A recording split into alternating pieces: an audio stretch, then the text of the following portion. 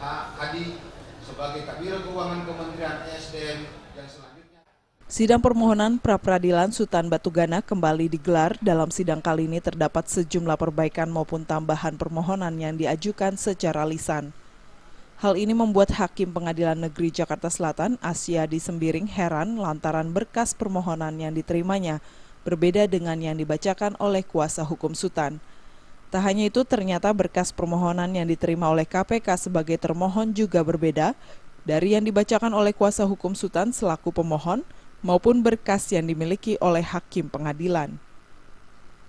Adapun tambahan perbaikan berkas permohonan pra-peradilan mempertanyakan perihal status penyidik KPK yang diketahui sudah berhenti dari kepolisian, namun masih melakukan penyidikan maupun melakukan penyitaan terhadap mobil dan surat berharga milik Sutan Batugana oleh KPK.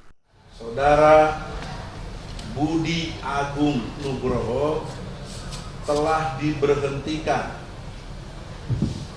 oleh Kapolri sejak tanggal 31 Desember. Kemudian Saudara Agung melakukan penyitaan mobil pada tanggal 10 Maret 2015.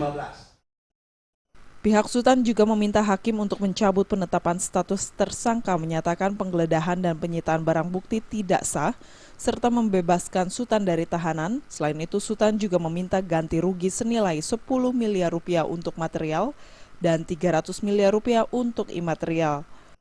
Untuk mengganti kerugian pemohon, perbaikannya sebesar 10 miliar untuk material dan 300 miliar untuk imaterial. Untuk persidangan selanjutnya akan digelar pada Selasa 7 April 2015 dengan agenda mendengarkan tanggapan dari Komisi Pemberantasan Korupsi KPK sebagai termohon. Dengan acara jawaban dari termohon tidak tutup. Dari Jakarta, Linda Puspitasari dan Wahyu Sadiatmoko melaporkan.